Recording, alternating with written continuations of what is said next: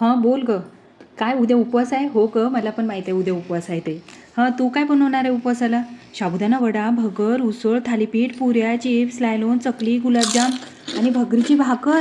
एवढं बनवणार आहे? नाही बाई, मी काही तेवढं बनवत नाही. एक वाटी भगर घेते, एक चमचा साबुदाणा टाकते, मिक्सरमधून बारीक असा भाजून फिरवते. कोणीतरी म्हणलं होतं की भाजल्यानंतर एकदम बारीक निघते, पण मला तर काही तसं वाटलं नाही बरं का. कच्चं जरी टाकलं ना तरी एकदम बारीक निघते. आपल्या मनानं भाजा किंवा कच्चंच टाका.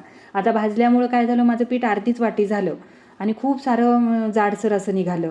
आता जाऊ ते, मला एकटीलाच उपवास आहे म्हणून चालून जाते. त्यामध्ये एक कच्चा बटाटा खिसून टाकला. जर जास्त प्रमाणात करायचं असेल ना तर 2 वाटी साबुदाण्याचं पीठ घे, त्यामध्ये 4-5 बटाटे उकडून खिसून घाल आणि आपले उपवासाचेच मसाले टाक त्यामध्ये. आता मी जिरं, चवीनुसार मीठ आणि चिली फ्लेक्स टाकलं. हो, चिली फ्लेक्स चालते उपवासाला. आणि अशा पद्धतीने हवा तो आकार दे. त्याच्या पुऱ्या बनव, चकली बनव, चिप्स बनव, काहीही बनवलं तरी चालेल. फक्त तेलात टाकल्यानंतर नाही का लगेच त्याला झाऱ्या लावायचा नाही.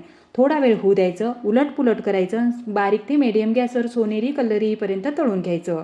म्हणजे अर्धा तास जरी राहिलं ना तर कुरकुरीत राहतील. आणि लगेच फुल गॅसवर केलं तर लगेच बाहेर काढलं तर नरम पडतील. खरंच आवाज ऐकला ना किती कुरकुरीत झाले. कशी वाटली रेसिपी?